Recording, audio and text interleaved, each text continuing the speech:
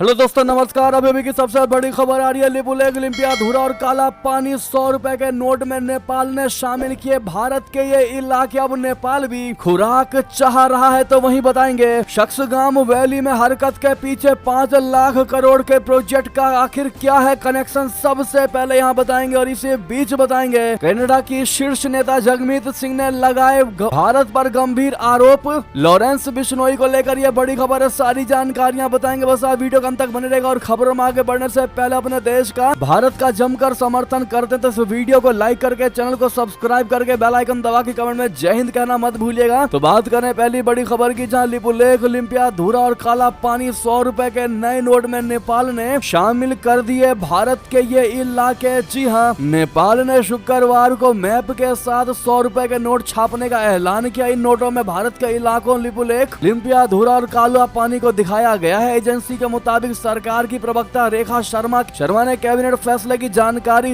देते हुए बताया है कि प्रधानमंत्री पुष्प कमल दहल प्रचंड की अध्यक्षता में मंत्री परिषद की बैठक में नेपाल का नया नक्शा छापने का फैसला लिया गया, जिसमें लिपुलेख ओलंपिया धुरा और काला पानी को 100 रुपए के नोटों में शामिल किया गया है। सूचना और संचार मंत्री रेखा शर्मा ने कहा कि कैबिनेट ने 25 अप्रैल और 2 मई को हुई कैबिनेट बैठकों के दौरान 100 रुपए के बैंक नोट को फिर से डिजाइन करने और बैंक नोट के बैकग्राउंड में छपे पुराने मैप को बदलने की मंजूरी दे दी है। 18 जून 2020 को नेपाल ने अपने संविधान में संशोधन करके 3 रणनीतिक रूप से महत्वपूर्ण इलाकों लिपुलेख, काला पानी और ओलंपिया धुरा को शामिल करके देश के राजनीतिक मैप को अपडेट करने का प्रोसेस पूरा किया। इस फैसले पर नेपाल ने तीखी प्रतिक्रिया व्यक्त की और इसे एक तरफा कार्रवाई कहा। आपकी जानकारी के लिए बता दें, जिनको नहीं पता, लिपुलेख, काला पानी और ओलंपिया धुरा पर भारत अपना अधिकार रखता है। नेपाल 5 भारतीय राज्यों बोले तो सिक्किम, पश्चिम बंगाल, बिहार, उत्तर प्रदेश और उत्तराखंड के साथ 1850 किलोमीटर से ज्यादा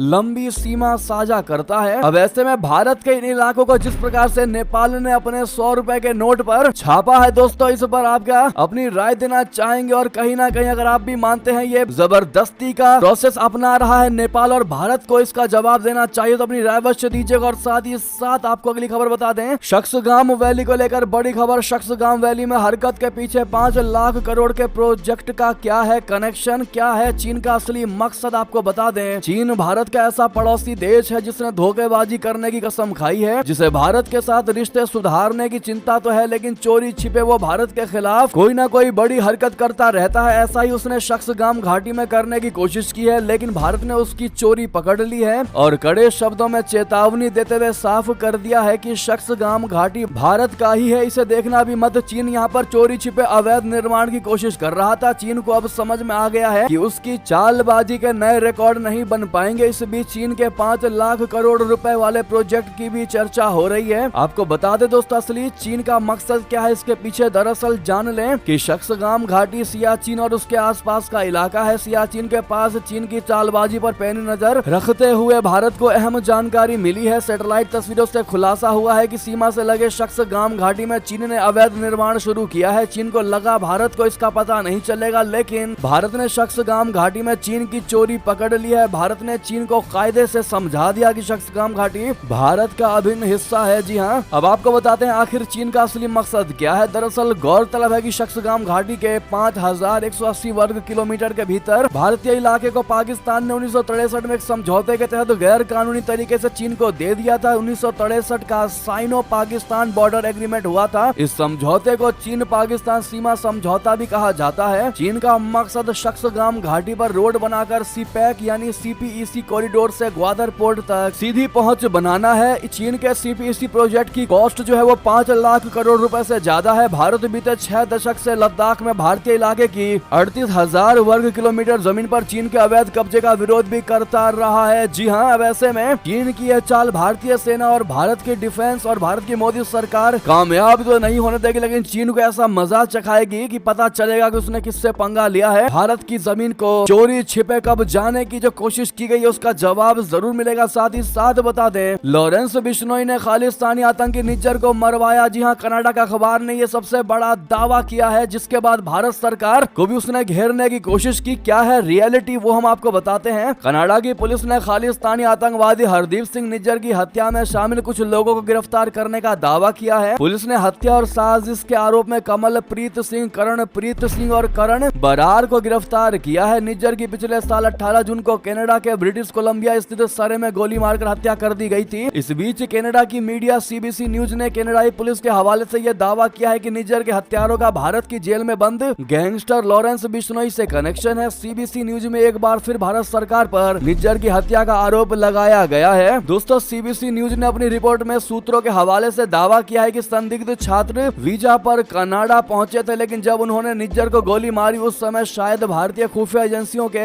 निर्देश पर काम कर रहे थे। इसके साथ ही कनाडा पुलिस इस मामले में 3 अन्य हत्याओं की भी जांच कर रही है, जिनमें पिछले साल 20 सितंबर को सुखदुल सिंह गिल और 9 नवंबर को एडमोंटन में हरप्रीत उपल और उनके 11 साल के बेटे की हत्याएं शामिल हैं। सीबीसी न्यूज ने सूत्रों के हवाले से अपनी रिपोर्ट में दावा किया है कि जांचकर्ताओं ने कई महीने पहले ही संदिग्ध की पहचान कर ली थी। हालांकि हैरान करने वाली बात है कि निज्जर की हत्या के मामले में कनाडाई प्रधानमंत्री जस्टिन ट्रूडो ने भारत सरकार का नाम लिया था, लेकिन गिरफ्तारी के बाद आए कनाडा पुलिस के बयान में भारत के खिलाफ किसी सबूत का जिक्र नहीं किया गया। जी हां दोस्तों, साथ ही साथ आपको बता दें, भारत ने करारा जवाब दिया है कनाडा को और कह दिया है कि भारत के पहली बात तो बिना सबूत के इल्जाम लगाना ये बंद करो। लेकिन अब जिस प्रकार से लॉरेंस बिश्नोई पर यह बड़ा आरोप लगाया गया है दोस्तों, ऐसे में आप क्या जवाब देना चाहेंगे कनाडा को इस मुद्दे पर बताइएगा जरूर। तो वहीं आपको बता दें, मोदी तो मुसलमानों के हत्यारे हैं, पाकिस्तानी नेता के बिगड़े बोल। बता दें, पाकिस्तान के पूर्व प्रधानमंत्री इमरान खान के भारत पर गंभीर आरोप के बाद उनकी ही पार्टी पीटीआई के नेता अली मोहम्मद खान का एक वीडियो वायरल हो रहा है। उन्होंने भारत के प्रधानमंत्री नरेंद्र मोदी पर कुछ कमेंट किया। वीडियो के मुताबिक नेशनल असेंबली के सांसद अली मोहम्मद ने कहा कि इनकी आपस में ही लड़ाई है, चाहे वो मोदी हो या बोदी हो, लेकिन ये सब हमारे खिलाफ हैं। ये सब एक ही थाली के चट्टे बट्टे हैं और एक ही सिक्के के 2 रूप हैं। चाहे मोदी आए या जो भी आए, मोदी तो मुसलमानों के कातिल हैं, वे मुसलमानों को मरवाते हैं। कोई भी चुना जाए, लेकिन हमें मजबूत होना है। दरअसल भारत में लोकसभा चुनाव चल रहा है, इसको लेकर ही पत्रकारों से वो बात कर रहे थे। इस दौरान जब उनसे भारत में चुनाव के लिए पूछा गया तो उन्होंने ऐसा जवाब दिया। ऐसे में पीएम मोदी पर ऐसे जहरीला बयान देना, पीएम मोदी को बिन सबूत मुसलमानों का हत्यारा बताना, अगर आप भी मानते हैं कि सरासर गलत है, तो आप भी प्रधानमंत्री मोदी पर बेबुनियाद आरोप लगाने के लिए इस पाकिस्तानी को क्या जवाब देंगे? कमेंट में लिखकर अवश्य बताइएगा। तो वहीं आपको बता दें, चीन की तरह भारत के साथ भी गलियारा बनाना चाहता है नेपाल। डिप्टी पीएम का ऐलान, जल्द ही दिल्ली भेजूंगा प्रस्ताव। दरअसल नेपाल के डिप्टी पीएम और विदेश मंत्री नारायण काजी श्रेष्ठ ने कहा कि वो चीन ही नहीं, भारत के साथ भी संबंधों में बेहतरी के लिए आगे बढ़ रहे हैं। श्रेष्ठ का कहना है कि नेपाल दोनों पड़ोसियों के साथ आर्थिक और विकास गलियारे स्थापित करके संबंधों को पुनर्जीवित करने की तलाश कर रहा है। नेपाल ने पहले केवल चीन के साथ इस विचार के बारे में बात की थी, लेकिन अब श्रेष्ठ ने साफ किया है कि वो भारत के साथ भी इसी तरह के गलियारों का निर्माण करने के दृष्टिकोण को आगे बढ़ाने की योजना रखते हैं। दी काठमांडू पोस्ट की रिपोर्ट के अनुसार 24 मार्च से 1 अप्रैल तक अपनी चीन यात्रा के दौरान श्रेष्ठ ने चीनी विदेश मंत्री वांग यी के साथ बैठक में नेपाल, तिब्बत और चीन के चोंग किंग को जोड़ने वाले एक आर्थिक और विकास गलियारे के निर्माण का प्रस्ताव रखा था। जी हाँ, साथ ही साथ बता दें, राहुल गांधी को तो पाकिस्तान से चुनाव लड़ना चाहिए, क्योंकि पूरी बात आपको बता दें, खुद कांग्रेस से निकाले गए प्रमोद कृष्णम का बड़ा बयान। दरअसल राहुल गांधी ने रायबरेली लोकसभा सीट से नामांकन का पर्चा दाखिल किया, जिसके बाद विपक्ष हमलावर है। विपक्ष का कहना है कि वो अमेठी से डरकर भाग गए और रायबरेली को चुनाव लड़ने के लिए चुना है। ये बात तो है विपक्ष की, लेकिन कभी प्रियंका गांधी के करीबी रहे आचार्य कृष्णम ने भी राहुल गांधी के रायबरेली से चुनाव लड़ने के फैसले पर एक धमाकेदार बात कही। उन्होंने कहा कि अमेठी में हार के डर से राहुल गांधी ने रायबरेली से लड़ने का फैसला किया, लेकिन हकीकत यह है कि रायबरेली में भी राहुल गांधी हारेंगे। प्रमोद कृष्णम ने आगे कहा कि राहुल गांधी जिस तरह की राजनीति कर रहे हैं, उससे देखते हुए हिंदुस्तान में तो उनकी सियासत कमजोर हो गई है। ऐसे में राहुल गांधी के लिए बेहतर यही होगा कि वो पाकिस्तान से चुनाव लड़े, क्योंकि उनकी पॉलिटिक्स के फैन हिंदुस्तान से कहीं ज्यादा पाकिस्तान में है। अगर आप भी मानते वाकई में प्रमोद कृष्णम का ये जवाब कहीं ना कहीं कांग्रेस को बुरी तरह से घेरेगा, तो अपनी राय अवश्य दीजिएगा। तो वहीं आपको बता दें, प्रधानमंत्री नरेंद्र मोदी जी का भी झारखंड में बड़ा बयान, कहा पाकिस्तान आतंकी हमले करता रहा, कांग्रेस सरकार लव लेटर भेजती रही। जी हाँ, झारखंड के पलामू में जनसभा को संबोधित करते हुए प्रधानमंत्री नरेंद्र मोदी जी ने कांग्रेस पर